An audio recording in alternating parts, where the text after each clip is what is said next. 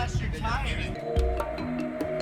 I was homeless in a lot of places, sleeping behind bushes and in doorways, and just, it got cold at night.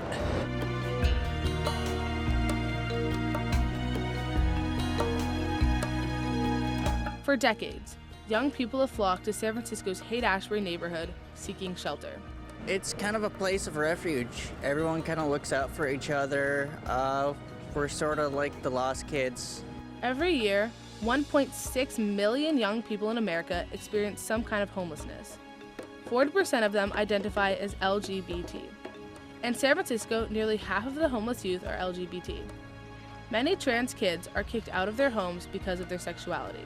Okay, we like you, but you're LGBT, so we don't like you no more. Get out of our house. I was actually a foster kid. I ended up getting adopted at the age of 5 and just kind of facing quite a bit of rejection throughout my childhood. In San Francisco, about 25% of the youth on the streets report they were once in foster care. Word in some of America's cities is that San Francisco is more accepting of homeless people, offering them better services. But when they get here, many young adults continue to struggle with drugs and alcoholism. There's a lot of them, and there's nowhere to drop in or sit down or relax or get case management. So just go down, clean up Haight Street. Chris Galinsky runs a nonprofit called Taking It to the Street. He works with homeless youth to help find housing and support. Currently, there are no drop-in centers in the Haight-Ashbury. The last one closed 3 years ago. The owner of the building increased the rent, forcing them to leave. Mary Howe of the Homeless Youth Alliance worries these youths are not getting the care they need.